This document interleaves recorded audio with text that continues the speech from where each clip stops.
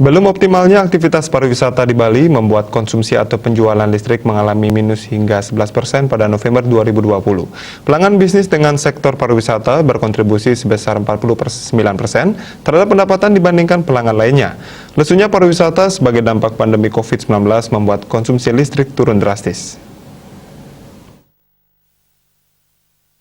Manajer Sub Bidang Strategi Pemasaran PLN Unit Induk Distribusi Bali, Oscar Praditya mengatakan dari 1,5 juta pelanggan PLN di Bali, jumlah pelanggan bisnis tercatat hanya 11%. Posisi tertinggi ada pada pelanggan rumah tangga yaitu 83%.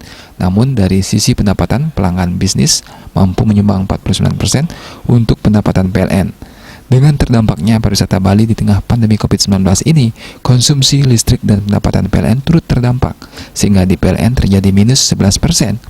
Pada November 2020, penurunan konsumsi lebih terjadi di Bali Selatan yang mengalami minus hingga 16%. Sementara untuk wilayah lainnya, terutama Bali Utara, masih tumbuh positif, yang kebanyakan merupakan pelanggan rumah tangga. Beban puncak tertinggi pada bulan November hanya 735,2 MW. Sebelum pandemi, beban puncak tertinggi di Bali sempat mencapai 980,1 MW yang terjadi pada Januari 2020. Saat ini daya terpasang di Bali telah mencapai 1.433 MW dengan daya mampu 1.292,1 MW. Dengan itu tercatat ada margin atau cadangan listrik sekitar 76%.